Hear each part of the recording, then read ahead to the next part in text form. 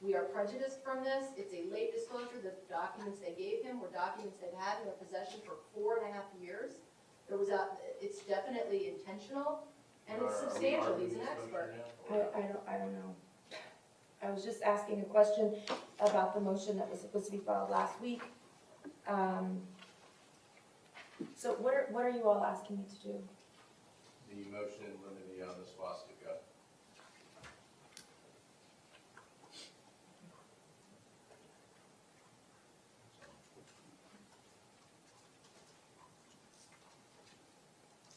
The notice we had yesterday and that other motion that we, at 3:30 we got this motion yesterday afternoon, motion on the fire station model.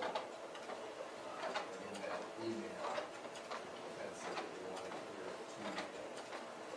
So that was, since it wasn't filed yet, I wasn't expecting it was going to be heard today. Okay, so rather than sit here and just go back and forth on when things were filed and who can be ready for what, would it be more prudent to just have these heard tomorrow, even though we're all here?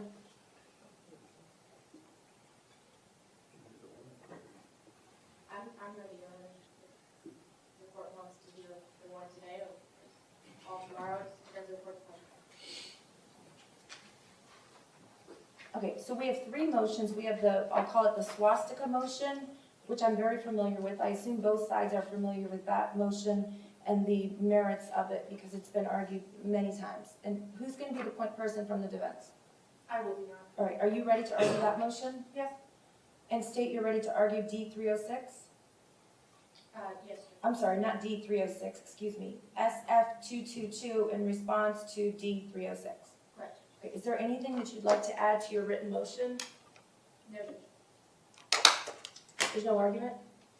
Oh, and yes, there's oral argument. Yeah, I thought you meant in addition to what I filed. No, anything at all that you would like to add? In other words, any additional argument, case law, anything that you would like to add, you may do so now. Okay. Thank you, Your Honor. I do want to, I'm sure the court has seen the defense exhibit. They filed a timeline of the history of this motion, which was originally filed back in January of 2021. The motion was originally for the admissibility of hand-etched swastikas on the defendant's boot that he was arrested with after fleeing the scene, and also on recovered on the AR-15 magazine. The motion has since evolved and now includes hate speech that was discovered and contained in the defendant's social media. When the original motion was filed, obviously the defendant had not pled yet, and the basis for that motion for the state's purposes was identity. Once the defendant pled in October of 21, that issue obviously was evaporated, identity no longer an issue. However, the state maintained the filing and wanted the court to rule on it in the future if it became relevant to the state in the penalty proceeding. And that would obviously be dictated by whatever the defense mitigation was during their presentation. So we've now reached that point where the defense has put on their mitigation, we're ready for rebuttal. It is at this point that the state would argue the motion is right. The defense has been complaining that the state did bring up the motion and they didn't get a ruling, so they couldn't question during jury selection issues about hate speech or swastikas. They had no problem asking about animal abuse. They had no problem asking about white privilege. They knew what records that they were going to be admitting. We did not. They admitted records from the school board, which is Defense Exhibit 92, and records were introduced in Perry Yard, and that is Defense Exhibit 78. Both of those documents contain language about the backpack that this defendant wore with the swastika drawn on it, and also the phrase F and words. Again, we didn't know who was being called or what evidence was being admitted, as this court saw maybe the night before, sometimes the morning of. So the defense knew what records they were admitting. They made the strategic decision not to question the jury about swastikas or hate speech. They cannot now come to this court and complain or blame the state when they were in control of the evidence that they were going to admit. They had the opportunity to pick and choose their evidence the same way they have an opportunity to pick and choose what want to talk to the jury about. So now, based on the fact that those records are in evidence, and that documentation regarding the swastika and the racial slurs there, any prejudice has now evaporated.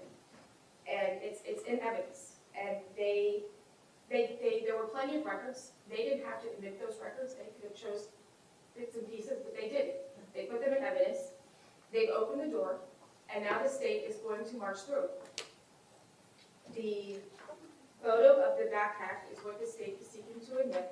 It is a photo of the defendant wearing the backpack, and you can clearly see the language that's written on it and the swastika that's drawn on it. It is to admit in the state's case a rebuttal to show he's not a victim of bullying, that anyone who walks around with that kind of language and symbols on a backpack is clearly provoking, and which also lends itself to the diagnosis of the state's experts, which is antisocial personality disorder. And since the state plans on putting on testimony regarding that, and that is also to rebut the defense experts' diagnosis of neurodevelopmental disorder related to prenatal alcohol exposure, along with alcohol-related neurodevelopment disorder by the defense. I'm sure this court recalls Dr. Brandon's lengthy testimony on July 7th, and he testified that social media searched by this defendant that covers racism, animal abuse, hatred towards women, Hitler, porn, Black Lives Matter, is all important to this diagnosis because it is a window into the defendant's mindset and hatred towards others, which is a critical piece in making that diagnosis. And for some reason, the defense keeps isolating words like Holocaust, Nazism, and Hitler, and argues because those terms don't lend themselves to any diagnostic criteria with antisocial personality disorder, they shouldn't commit. This is the totality of the search. The defense doesn't get to pick and choose what experts use in order to come to their diagnosis. This court heard that very, very long list of terms that Dr. Brandon read into the record. This wasn't the defendant doing research for a history project. This was clearly displaying his contempt for people, his hatred for people, his disregard for the rights of others, aggression, so on and so forth. All the checklists that goes towards diagnosing antisocial personality disorder. It's a multifaceted defense, and again, the defense doesn't get to dictate what social media the state's experts can and cannot use to make their diagnosis. They are not the psychologists, they are not the psychiatrists, they are not the experts. So again, the defense has opened the door by admitting the records, the documentation of the swastika and the racial slurs, and then for that reason, they cannot now claim prejudice. The state should now be permitted to admit the photograph of the defendant wearing the backpack with those items on it, the boot that he wore, photographs of the boot he wore on the day of the shooting, and the etched swastika that's on the AR-15. The state has as to social media, obviously the state has a right to rebut any defense mitigation. Both defense experts testified as to the diagnosis of MD-PAD and ARND. The state's rebuttal is that the defendant should be diagnosed with antisocial personality disorder. That hate speech contained in the searches by this defendant is relevant and certainly part of the expert's overall diagnosis. So, Your Honor, for those reasons, everything that's in the state's motion 222, we incorporate all the other arguments that this court has heard, and I know it's very familiar. We would ask that we grant the state's motion for admission of all those items. Thank you. Defense? Good afternoon, Your Honor. The defense has had opportunity to review the state's motion at step 222. Your Honor, and it's our position that the defense has not in fact opened any door. On September 1st of 2022, the defense called witness Carrie on. There was some documentation that she had maintained control and possession of since Mr. Cruz was no longer a student at the school for fear that the school board would have destroyed it, so she kept it. She turned that over to the defense during her deposition, and we wanted that documentation to be admitted during her testimony. We spoke with the state and asked that the swastikas be redacted from that document. They were in disagreement with that. and we had arguments as to that. We asked the court to redact the swastikas in light of the fact that we had not received a pretrial ruling on SF 202. I then went through the procedural history of that motion. I don't want to do that again, so I'm asking if the court will accept the arguments in the timeline that I provided on September 1st of 2022. Over the objection of the defense, the court allowed the state, indicated that the defense would have to submit all of the documentation with all of the information, specifically the swastikas that we asked to be redacted. So it was admitted. It was admitted after we had requested that that information be redacted, and without the court giving the defense the benefit of a pretrial ruling like we had requested before the jury was seated, before general voir dire was taken. Briefly, Judge, even if the court is going to continue to expand the ruling that you made on September 1st of 2022, this court still has the discretion to admit evidence and to limit evidence, especially if it's prejudicial, overly prejudicial, or cumulative. This is a thinly veiled attempt by the state of Florida to introduce bad character evidence. They want to get up there and say, did you see this social media post? Did you see this? Did you say that? Dr. Brandon testified that this information was necessary because, meaning the social media, because it showed a persuasive pattern of disregard for the rights of human beings. What the state did not elicit from that witness was that Mr. Cruz had done 8,700 searches, and only 430 of them contain the content that the state is seeking to admit. So it's not a persuasive pattern. Perhaps that's an argument that we need to make on cross-examination, that the court does need to take into consideration, since you, in essence, have already granted SF 202 on September 1st over the objection of the defense, that information can be cumulative and it can be overly prejudicial, and the state will be trying to make this a feature of the trial. Had the court ruled on this motion prior to jury selection, we would have voir dire on those particular issues. So in light of the fact that the defense was unable to voir dire on those issues, despite numerous requests to have the court rule on the state's pretrial motion, and it also would have impacted the presentation of our mitigation in this phase. The court, that we would also say that if the court is inclined to allow the state to get into this material, a door which we did not open, the door was opened by the court by allowing this carry-on's documentation in over the defense of the objection, over the defensive objection of the defense. The court still has discretion to fashion an equitable remedy and to limit the amount of this information that is moved into evidence. If the court is inclined to grant the state's motion, SF 222, based on the fact that the defense did not have an opportunity to voir dire on these specific issues because the court had not ruled, we would also be moving for a mistrial. And I would just adopt all previous arguments, Your Honor, that related to this particular issue, specifically what was argued on September 1st, 2022. I'm sorry, I missed the last part. You're moving for a mistrial for what?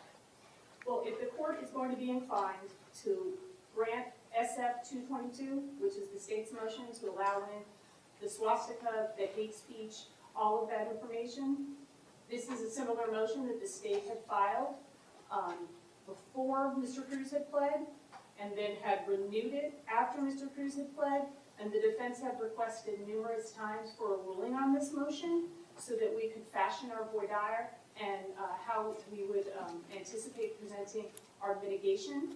It would be impacted by this court's ruling. So if the court is inclined to grant this motion over the defense objection, we would be, again, like we did on September 1st, 2022, we're requesting this court grant a mistrial because the defense has directly been prejudiced by its inability, because of the court's failure to rule on this motion, to voir dire the jury members on these particular issues. I'm sorry, I just make a quick distinction. Sure. Ms. McNeil is referencing records that were removed in by Ms. Young, which is the Defense Exhibit 78. They did not reference Defense Exhibit 92, which is from the school board, which has clearly written in there on threat assessment about the backpack. So that door has been open. But, state, just so that I'm clear, the additional arguments you're making, in other words, you're not substituting these arguments for the arguments previously made, that these things, I'll call them things, like the swastika and the language and the searches and those things, your previous argument were that those things are probative of the diagnosis of antisocial personality disorder. You're merely substituting your argument saying, or not substituting, but supplementing your argument now saying, not only are those things true, but also the defense opened the door and that these items were contained within evidence that was put forth by the defense in their case. That's correct. You're not substituting an argument, you're supplementing. Adding to.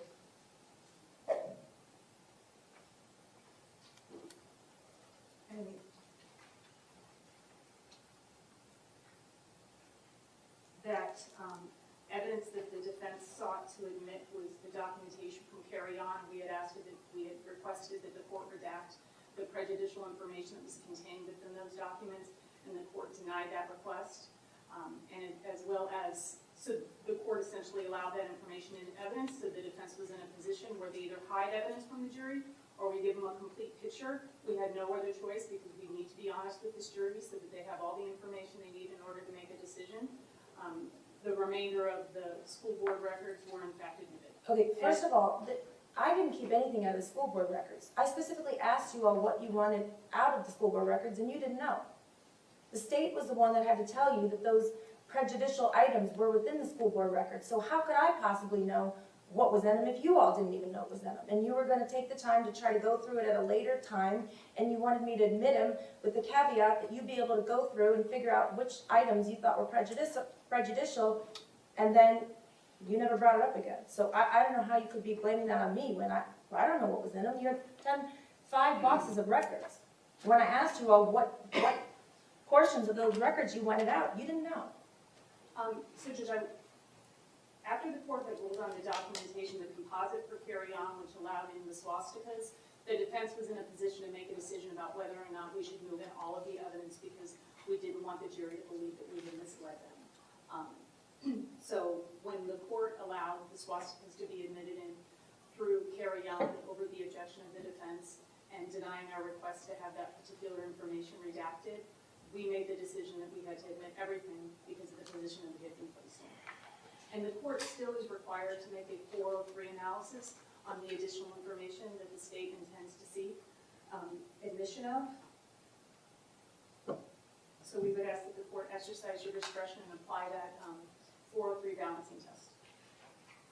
Judge, I just point out that this was a strategic decision by the defense to admit all of those records. Nobody made them, the court didn't make them, they decided to put them all in, they opened the door, and now the state can go through it.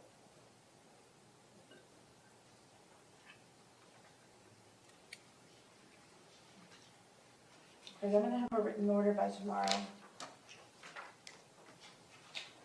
Judge, if there's any way, if the court is in contemplation of granting the state's motion, that they could specifically allow us or advise the court as to what they tend to admit so the court can make a determination if you in fact do need to limit the amount of it so that it's not cumulative or overly prejudicial. I don't know what you're asking. You want me to order the state to tell you in advance what they're going to put in the rebuttal case? No, specifically the items that they refer to in their 222. Is that the court is going to exercise your discretion to try and limit the amount of that information so that it's not cumulative, so that it's not overly prejudicial. The court doesn't have any way or ability to make that determination, so we would ask that the state advise the court and the defense what information they intend to introduce that supports what they have in SF 222. Okay, well, their wherefore clause on page 5 sets forth exactly, and I'm assuming that you're not asking to put any more or any less than what's indicated in your motion, which says firearm magazine hand etched with swastikas on each side of the magazine, loaded in the AR-15 firearm used in the shooting and left at the scene. 2, the boots worn by the defendant when he was arrested approximately 1 hour and 20 minutes after the shooting began, which has a hand etched swastika on the right boot. 3, the photograph of the defendant's red backpack depicting a swastika and racial slur. And 4, hate speech contained in the defendant's social media. So thanks for the clarification on that, Judge. I think that my argument needs to be more specific as to number 4, which is the hate speech contained within the defendant's social media. There's over 400 potential searches that the state could be relying on. So we would just ask that the court seek some direction from the state so that you can exercise your discretion to make a determination if it's going to be cumulative, overly prejudicial. The court has the ability to limit evidence. It's within your discretion to do that. Thank you. Do you have any idea of whether you intend to use all, some, or? Sure. And you can let me know at a later time also.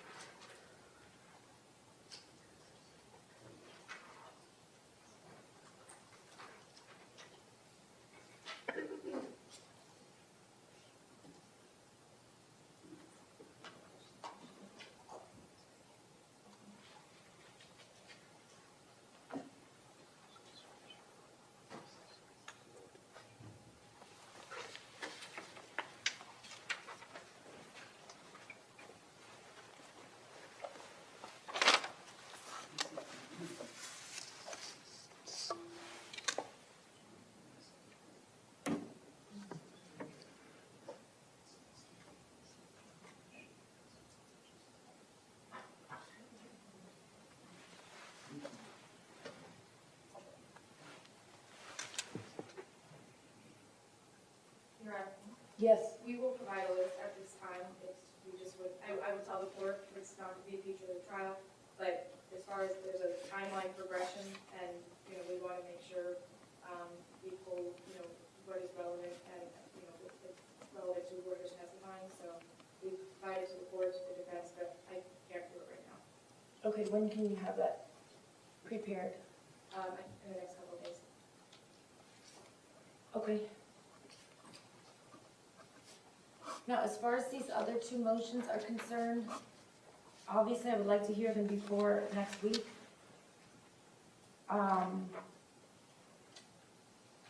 Judge, we would ask if we can come back tomorrow because the court's ruling on DMIL 16, if the court is inclined to limit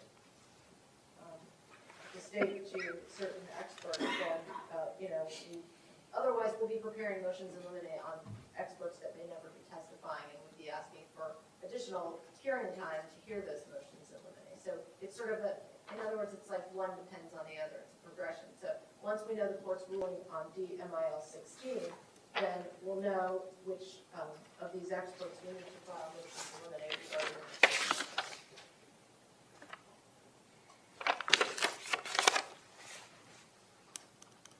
State, I don't need to put you on the spot, but if I give you like 30 minutes to look this over, can we do it this afternoon, or do you need do you need to reset it?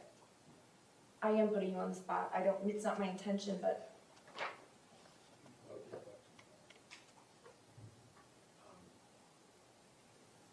It's 3 o'clock. Okay, Your Honor? sure, today? I mean, I assumed we were gonna be here all afternoon, so that's fine with me. I appreciate that, and if there's anything else, you all can get together before 3 o'clock. We'll recess till 3, and then we'll come back and I'll hear these, okay? All right, thank you.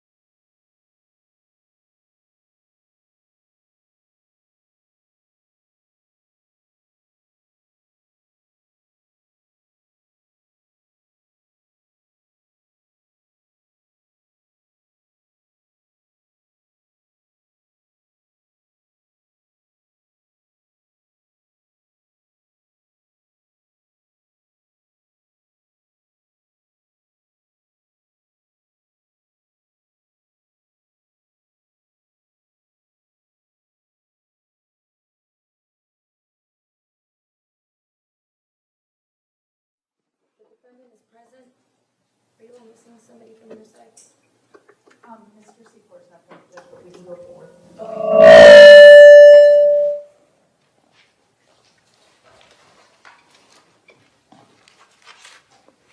Dave, have you had enough time to review the two defense motions? Yes, Your Honor, thank you. Sure. Defense, I'll just go in order. We'll start with the motion to strike state witness, D 334, who's going to be arguing on this one. Whenever you're ready. I don't mind if they're related, so I don't mind if we just argue together. Okay. I Okay. What was the last thing you said? said I intend to argue both of them together because they're related. Okay. If we decide to like to do the same, that's fine. Whenever you're ready. Okay. Judge, I'm not going to take up too much time because most of this is all spelled out in these motions. The motion eliminates to require the state's rebuttal to address mitigating circumstances presented and to limit cumulative rebuttal evidence. There's sort of two aspects to that. One is that rebuttal is just that. Rebuttal is evidence that proves or shows up that what the opposing side said is not true. And now, in a capital case, the state's rebuttal can also argue for the diminished weight of mitigating circumstances, but the rebuttal case is not an opportunity for the state to simply present evidence of Mr. Cruz's bad character, and it's not an opportunity for the state to present evidence in aggravation that it chose not to present during its aggravation case so that it could present it after the defense has had their opportunity to speak. The rebuttal has to address mitigating circumstances raised by the defense. And I list on pages 2 and 3 the mitigating circumstances that were presented. Most of these came from our Rule 3202 notice, not all of them.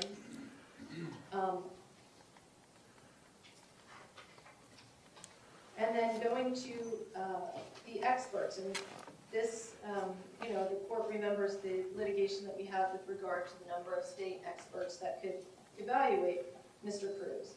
The defense called at trial a speech and language pathologist, Dr. Shamika Stanford, a pharmacologist, toxicologist, Dr. Susan Scully-Danziger, Dr. Paul Connor, a neuropsychologist, and Dr. Kenneth Lyne Jones, who is a medical doctor, albeit an expert in fetal alcohol spectrum disorders.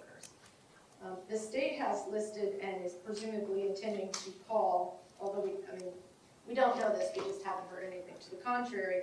They have two neuropsychologists, 3 forensic psychologists. One of those is the same person. In other words, one is a neuropsychologist and a forensic psychologist, a psychiatrist, and then a psychologist. With a couple of exceptions, and we're not entirely clear on Dr. Gilmet. He is actually, I think, set to be deposed again tomorrow. His referral question initially was to rebut any claim of intellectual disability, which was not raised as a mitigating circumstance. So whether he has anything else to say or not, we don't know at the moment. But, and then Dr. Ferguson, which we'll talk about in just a moment. The rest of the doctors, Dr. Denny, Dr. Scott, Dr. Zapp, Dr. Brandon, all have arrived at the exact same conclusion, that Mr. Cruz has antisocial personality disorder, borderline personality disorder, and is malingering with regard to certain symptoms. So irrespective of whether any or all of their testimony does in fact rebut a mitigating circumstance, certainly to have 4 doctors come in to testify to the exact same thing would be unnecessarily cumulative, and under Rule 403 the court can limit that.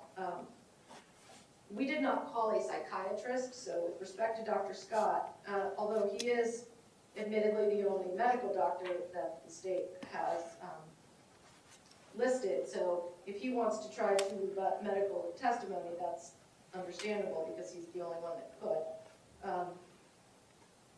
But to have 3 forensic psychologists all testify to the same thing is unnecessarily cumulative. So we're asking that the court limit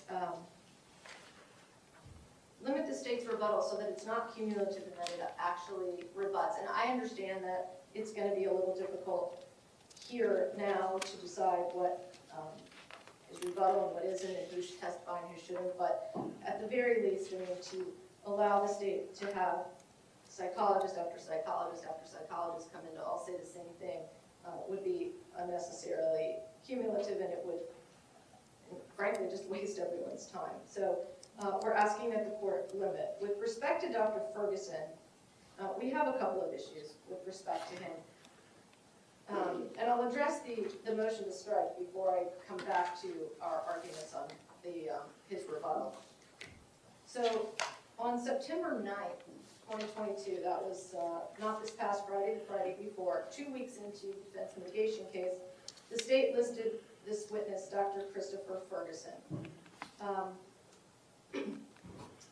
They gave us a list of the materials that he reviewed.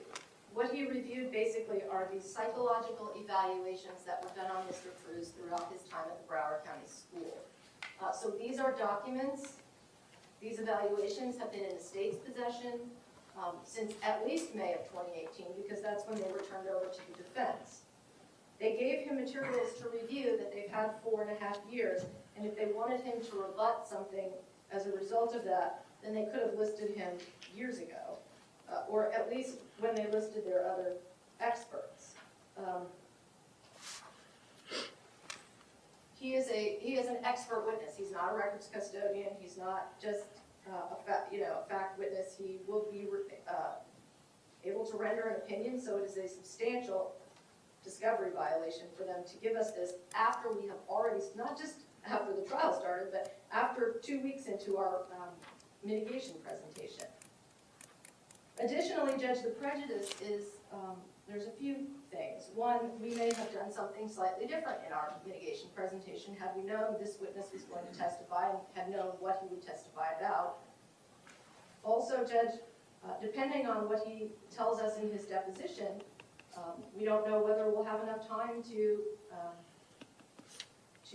prepare an effective cross-examination. They could theoretically call him first on Tuesday morning, and we may not be ready on that. And third, because they won't make him available to us until this coming Friday for deposition, that leaves absolutely no business day in between our deposition of this witness and the commencement of the rebuttal case, which means that there is no time for us to litigate any issues regarding the relevancy or prejudicial nature of his testimony.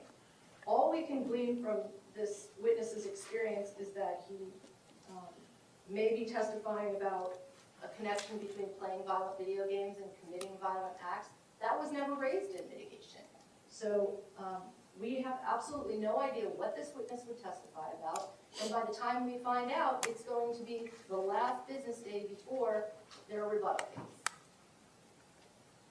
So we're asking that the court strike this witness as a discovery violation, and if the court is not inclined to do that, the court can fashion another remedy, which would be to either make the state produce him sometime earlier this week for deposition, or the court can set aside time on Tuesday and order that the state not call him prior to giving us an opportunity to litigate the issues with respect to his testimony. And again, as I said, if he is going to testify that the research does not support any connection between playing violent video games and committing violent acts, that was not ever raised as a mitigator. It's never been argued by the defense. No expert witness on the defense testified to that, and so it would not be relevant mitigator rebuttal. Thank you. Thank you. State?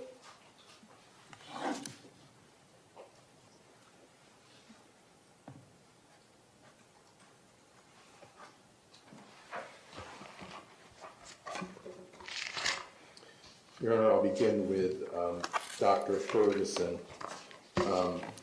First of all, the defense, so there's a motion to strike state witness D-334, but in their motion in limine D-MIL 14, they speak of Dr. Ferguson, and I just want to... You said DMIL 14.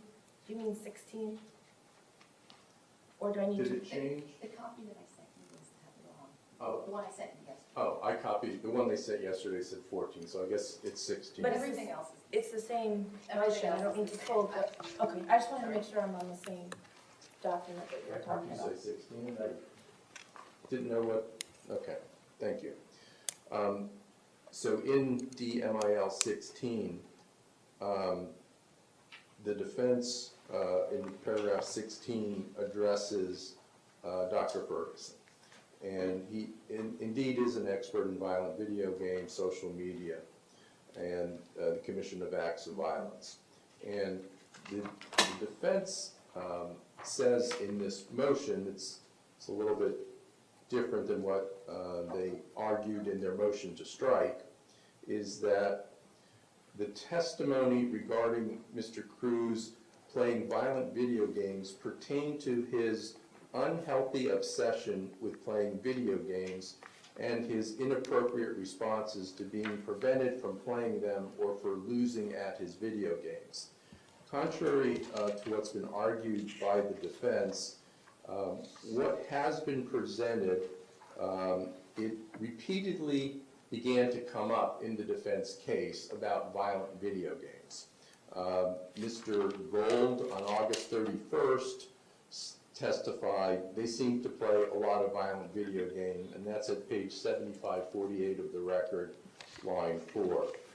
He, on 7557, strike that, that was about Zachary coming over to playing violent video games with Rocky. Mr. Vesey on 9/1 was asked a question, and the record site is 7863. On line 18, the question asked was, did you know about his obsession with video games? And the answer was, through his mom and through our support staff meetings. And then the answer goes on, but it doesn't address until at the end of it about him punching holes in the walls at the home because he would get frustrated with the video games and things of that nature. And then the same day, Ms. Carrie Yon, she, from the teacher from Westglades, who appeared, as you might recall, on Zoom, and I think she was in her husband's office, I think in Palm Beach at the time. She testified at page 7786 on lines 3, reading from a record that she had produced. The defense had to read this into the record. I quote, I do not feel that he understands the difference between his violent video games and reality.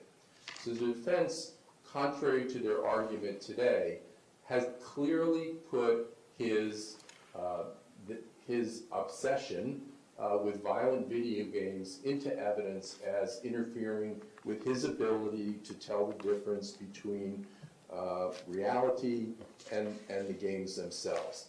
In their motion via MIL 16, they say the evidence came in pertained to his unhealthy obsession. So clearly, that could be a mitigating circumstance, that he had an unhealthy obsession with violent video games. It's clearly a mitigating circumstance. So all of this was August 31st or September 1st of this year. Our records, I'm told that we actually, not that a day matters, but I believe we listed Dr. Ferguson on September 8th, 7 days. The defense says 8 days. I'm sure that doesn't matter. The state has, it's not that we're preventing him from testifying. He has a busy schedule, and there was negotiations, and there was emails exchanged between the defense and the state and Dr. Ferguson, and that was the first time that he was available was the Friday. We have no objection to not putting him on the first day of our presentation so that they have that extra workday if they deem it necessary. But a motion to strike a witness, it's really, they're asking for a Richardson hearing. It's premature. They're going to depose him, so they'll have an opportunity to depose him. The defense, the state has listed him, so, and the argument about the psychological records, that it never had come up before that the defense was going to use violent video games as an unhealthy obsession by their own admission as a mitigating circumstance, or that he can't tell the difference from reality and a violent or a game itself. So it clearly came up during the trial. The psychological records that were given to him were just so that he knows what the defendant was diagnosed with as a child. These are psychological records from the school, so it's just a record so he knows what he was diagnosed. As to whether or not that'll make a difference as to his opinion, the state anticipates that his opinion is that there's no causal relationship between violent video games and killing. And that will be about the extent of his testimony, which the defense will have ample opportunity to take his deposition. So if I can move on now to the rest of their motion, on their motion in limine, I'd like to point out, first of all, the defense has just told you that the list of mitigating circumstances that they intend to use that's contained in this motion is not exhaustive. So the state still has to guess as to what the mitigating circumstances might be. But what they have provided to us in this list, and I just want to highlight some of them, because they go to his mental health defense, such as has neurodevelopmental disorder associated with prenatal alcohol exposure. Now, as their witnesses, their experts testified, that was a DSM diagnosis. Somehow the defense argument is that all we can do in rebuttal is have a witness say, no, that's not the diagnosis. Clearly, that's not an accurate statement of the law. They don't cite any cases that say that. They have put the defendant's mental health in dispute. It is an issue. The state can then present different diagnosis under the DSM, which the state intends to do as to antisocial personality, borderline personality, and that he malingers. I'd also like to point out that the defense also listed impaired social skills, memory deficits, motor function delays, impaired motor skills, neurological impairments, multiple deficits in adaptive functioning, brain damage, executive functioning deficits, independent functioning deficits, cognitive deficits, intellectual deficits, central nervous system abnormalities, developmentally delayed and diagnosed with ADHD and OCD.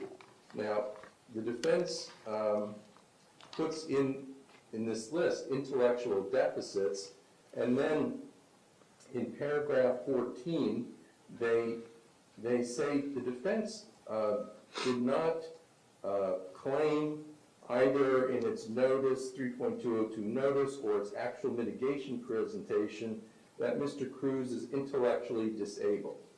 Now, they claim that he has an intellectual deficit. Now, whether it's deficit or disabled, the state is able to rebut that. The state is able to present rebuttal testimony. This argument should be immediately dismissed. Excuse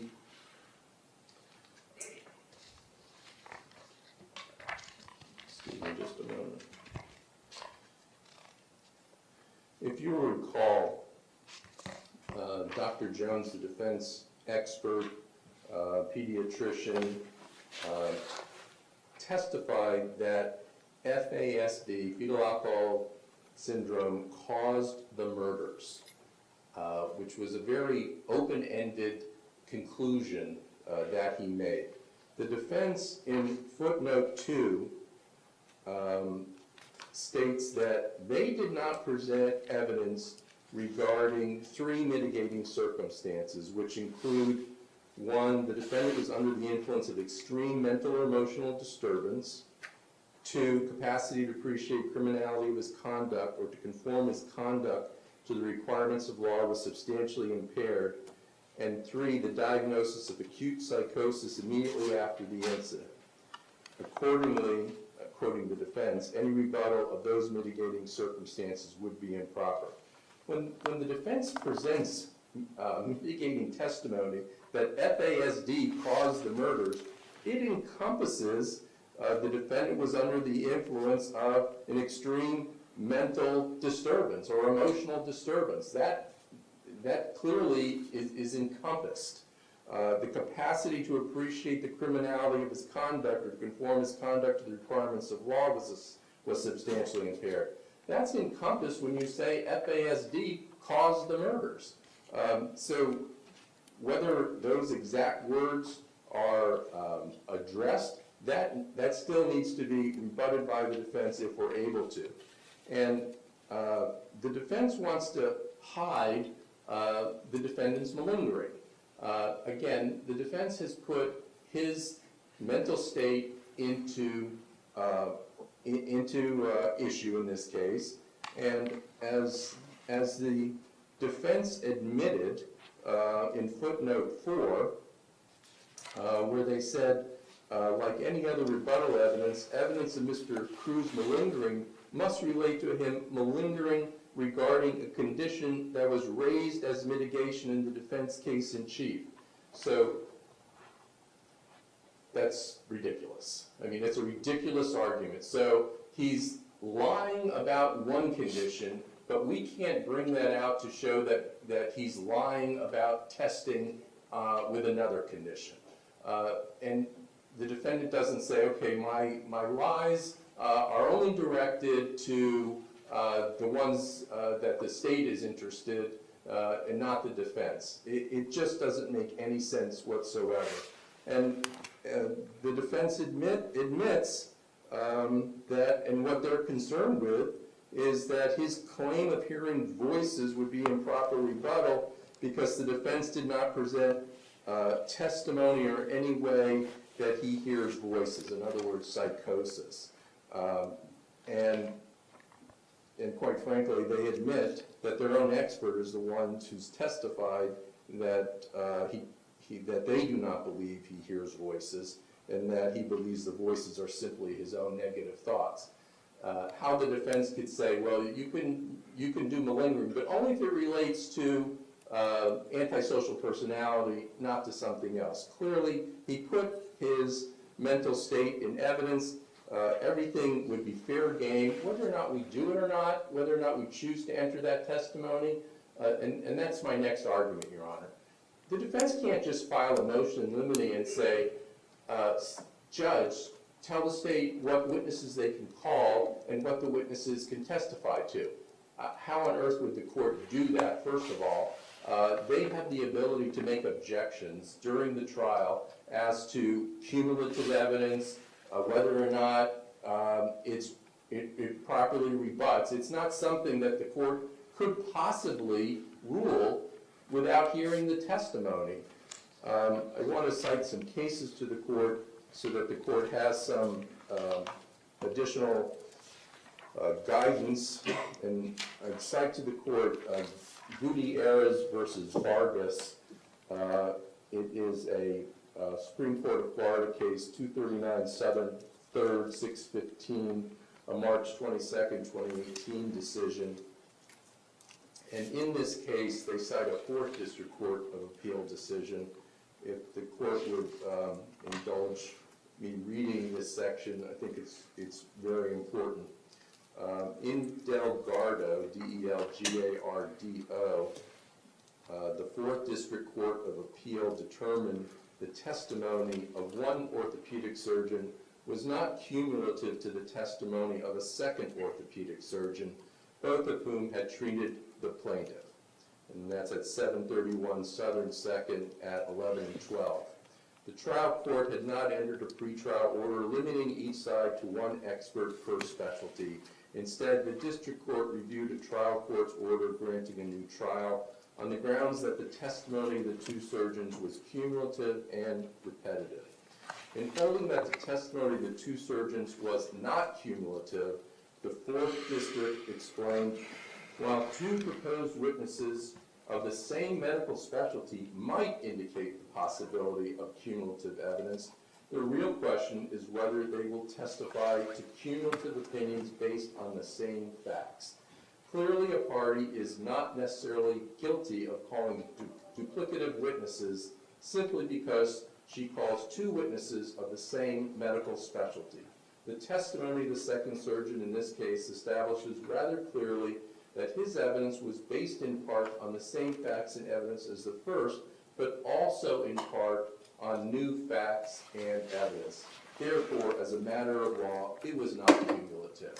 So we have the defense argument that, well, Dr. Scott, who is an eminent psychiatrist who examined the defendant, he has his examination of the defendant.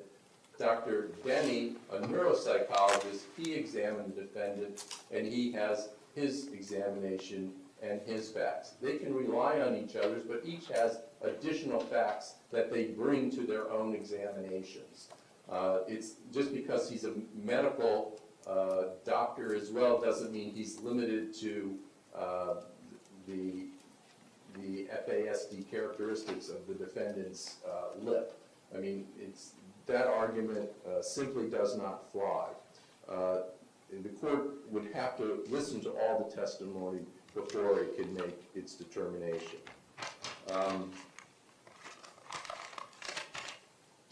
The defense has somehow, and I anticipate they're going to say, well, Your Honor, you limited the state to two different doctors to examine the defendant, and therefore, I don't know, they're trying to make that argument in writing in their motion that somehow limits how many experts we can call to the stand. One does not matter to the other. How many experts could examine the defendant has absolutely nothing to do with how many experts can testify in the court, as long as it's not needlessly cumulative. I